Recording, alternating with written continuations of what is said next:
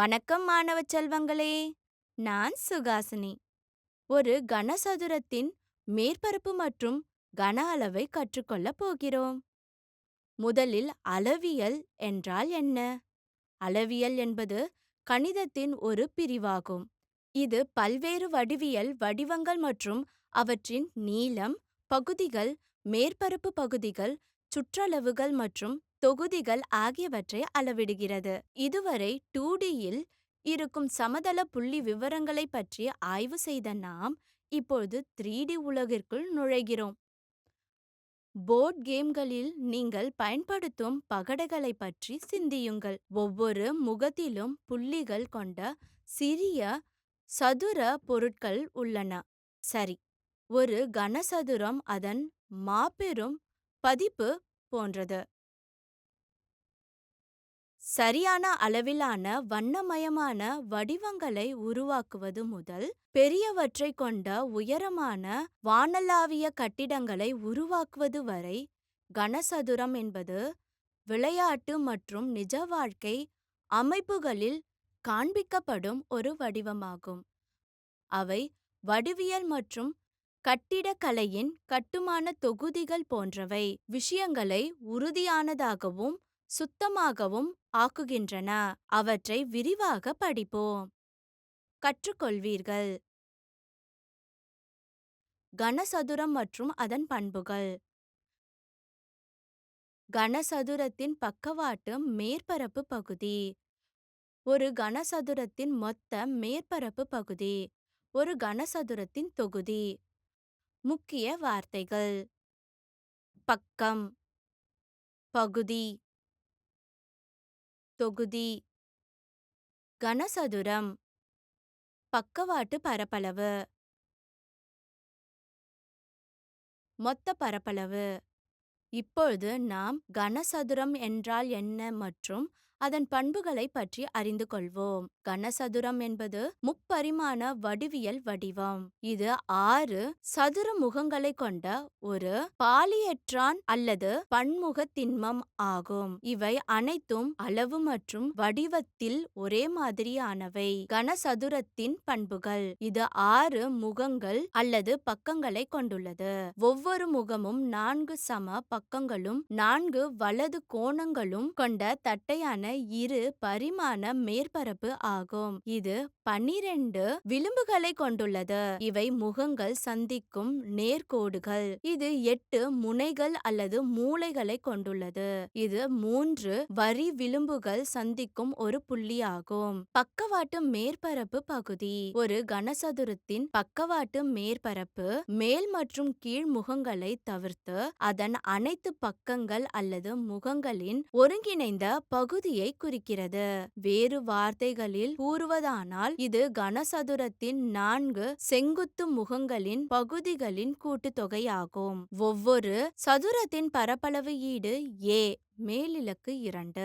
எனவே பக்கவாட்டு பரப்பளவிற்கு ஒரு கனசதுரத்தில் 4 சதுரங்கள் ஈடு 4 பெருக்கல் A மேலிலக்கு 2 உள்ளன.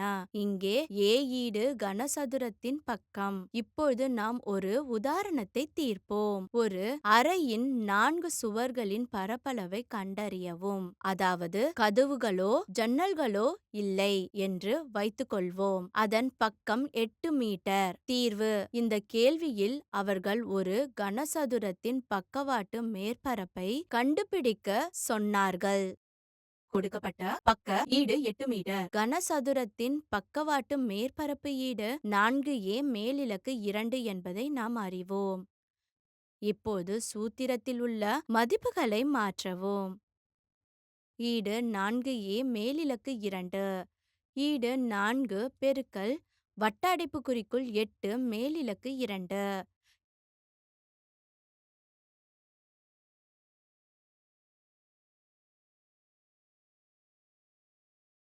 ஈடு 4 பெருக்கல் 64. ஈடு 256 மீட்டர் மேலிலக்கு 2. அறையின் 4 சுவர்களின் பரப்பளவு ஈடு 256 மீட்டர் மேலிலக்கு 2. இப்போது நாம் ஒரு கனசதுரத்தின் மொத்த பரப்பளவை புரிந்து கொள்வோம். மொத்த மேற்பரப்பு பகுதி. ஒரு கனசதுரத்தின் மொத்த பரப்பளவு மேல், கீழ் மற்றும் பக்கவாட்டு முகங்கள் உட்பட அதன் அனைத்து முகங்களின் பகுதிகளின் கூட்டுத்தொகையை குறிக்கிறது. வேறு வார்த்தையில் கூறுவதானால் இது கனசதுரத்தின் 6 பக்கங்களின் பரப்பளவு ஆகும். ஒரு கனசதுரத்தின் மொத்த பரப்பளவை, அதாவது 6 சதுரங்கள் கணக்கிடுவதற்கான சூத்திரம். சதுரத்தின் பரப்பளவு ஈடு a மேலிலக்கு 2. எனவே மொத்த பரப்பளவிற்கு ஒரு கனசதுரத்தில் 6 சதுரங்கள் ஈடு 6 பெருக்கல் a மேலிலக்கு 2 உள்ளன. இங்கே a ஈடு கனசதுரத்தின் பக்கம். இப்போது நாம் ஒரு உதாரணத்தை தீர்ப்போம். 5 மீட்டர் பக்கமுள்ள கனசதுர கொள்கலன் முழு வெளிப்புற பரப்பிலும் வர்ணம் பூசப்பட வேண்டும். ஒரு சதுர மீட்டருக்கு 20 ரூபாய் வீதம் இருந்தால் வர்ணம் பூசப்பட வேண்டிய பகுதியையும் கனசதுரத்தை வரைவதற்கு ஆகும் செலவையும் கண்டறியவும். தீர்வு: இக்கேள்வியில் வர்ணம் பூச வேண்டிய மொத்த பரப்பளவு மற்றும் ஓவியம் வரைவதற்கு ஆகும் செலவை கண்டறியுமாறு கூறியுள்ளனர். இந்த எடுத்துக்காட்டில் அவர்கள் முழு வெளிப்புற மேற்பரப்பையும் குறிப்பிட்டுள்ளனர். எனவே கனசதுரத்தின் மொத்த பரப்பளவை கண்டுபிடிப்போம். கொடுக்கப்பட்ட கனசதுரத்தின் பக்கம் ஈடு 5 மீட்டர். கனசதுரத்தின் மொத்த பரப்பளவு ஈடு 6 பெருக்கல் a மேலிலக்கு 2 என்பதை நாம் அறிவோம். இப்போது சூத்திரத்தில் உள்ள மதிப்புகளை மாற்றவும். ஈடு 6 பெருக்கல் வட்ட அடைப்புக்குறிக்குள் 5 மேலிலக்கு 2.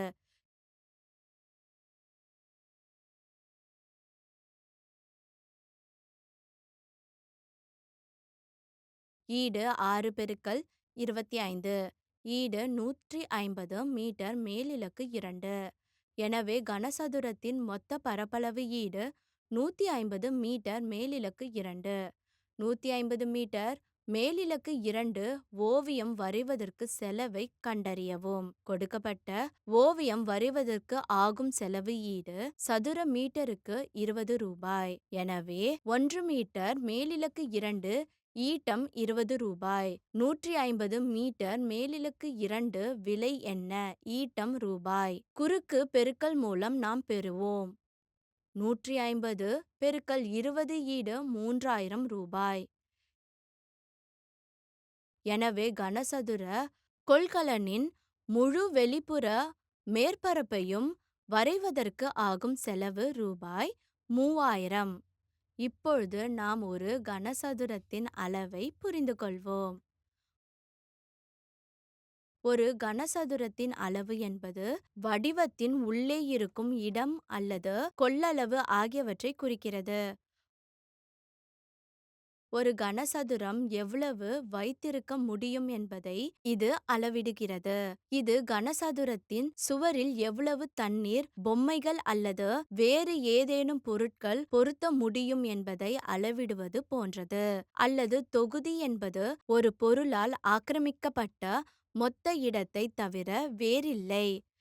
கனசதுரத்தின் கன அளவு கணக்கிடுவதற்கான சூத்திரம் ஈடு சதுரத்தின் பரப்பளவு பெருக்கல் உயரம் ஈடு a பெருக்கல் a பெருக்கல் a ஈடு a மேலிலக்கு 3. மாணவர்களே, இப்பொழுது நாம் ஒரு உதாரணத்தை தீர்ப்போம். 25 சென்டிமீட்டர் பக்கத்தின் பெரிய கனசதுரத்தில் 5 சென்டிமீட்டர் பக்கத்தின் மொத்த கனசதுரங்களின் எண்ணிக்கையை கண்டறியவும். தீர்வு: இந்த கேள்வியில் ஒரு பெரிய பெட்டி அல்லது கனசதுரத்தில் எத்தனை சிறிய கனசதுரங்கள் பொருத்த முடியும் என்று அவர்கள் கேட்டிருக்கிறார்கள்.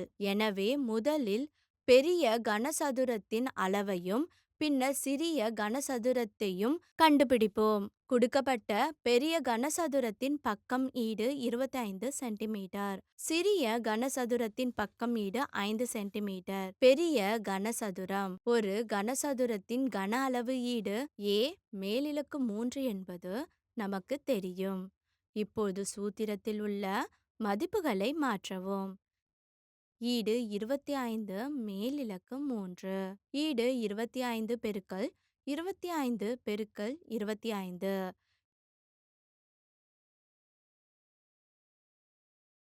ஈடு 625 பெருக்கல் 25. ஈடு 15,625 சென்டிமீட்டர் மேலிலக்கு 3. இப்போது சிறிய கனசதுரத்தின் அளவை கணக்கிடுவோம். ஈடு A மேலிலக்கு 3. ஈடு 5 மேலிலக்கு 3. ஈடு 5 பெருக்கல் 5 பெருக்கல் 5. ஈடு 25 பெருக்கல் 5. ஈடு 125 சென்டிமீட்டர் மேலிலக்கு 3. எனவே பொருந்தக்கூடிய கனசதுரங்களின் எண்ணிக்கையை கண்டறிய பெரிய கனசதுரத்தின் அளவை சிறிய ஒன்றால் வகுக்க வேண்டும். பெரிய கனசதுரத்தில் பொருந்தக்கூடிய சிறிய கனசதுரங்களின் எண்ணிக்கை. ஈடு பெரிய கனசதுரத்தின் தொகுதி கீழ் சிறிய கனசதுரத்தின் தொகுதி. ஈடு 15,625 கீழ் 125. ஈடு 125. எனவே கொடுக்கப்பட்ட பெரிய கனசதுரத்தில் மொத்தம் 125 சிறிய கனசதுரங்கள் பொருந்தலாம். மாணவர்களே, நாம் கற்றுக்கொண்டதை சுருக்கமாக கூறுவோம். நினைவில் வைத்துக் கொள்ளுங்கள், கனசதுரம் என்பது முப்பரிமாண வடிவியல் வடிவம். இது 6 சதுர முகங்களைக் கொண்ட ஒரு பாலியெட்ரான் அல்லது பன்முக திண்மம் ஆகும். இவை அனைத்தும் அளவு மற்றும் வடிவத்தில் ஒரே மாதிரியானவை. ஒரு கனசதுரத்தின் பக்கவாட்டு மேற்பரப்பு என்பது ஒரு கனசதுரத்தின் அனைத்து செங்குத்து முகங்களின் கூட்டுத்தொகையாகும். கனசதுரத்தின் பக்கவாட்டு பரப்பளவு ஈடு 4 A மேலிலக்கு 2. ஒரு கனசதுரத்தின் மொத்த பரப்பளவு ஈடு 6 A மேலிலக்கு 2. ஒரு கனசதுரத்தின் கன அளவு என்பது வடிவத்தின் உள்ளே இருக்கும் இடம் அல்லது கொள்ளளவு ஆகியவற்றை குறிக்கிறது. ஒரு கனசதுரத்தின் கன அளவு ஈடு A மேலிலக்கு 3.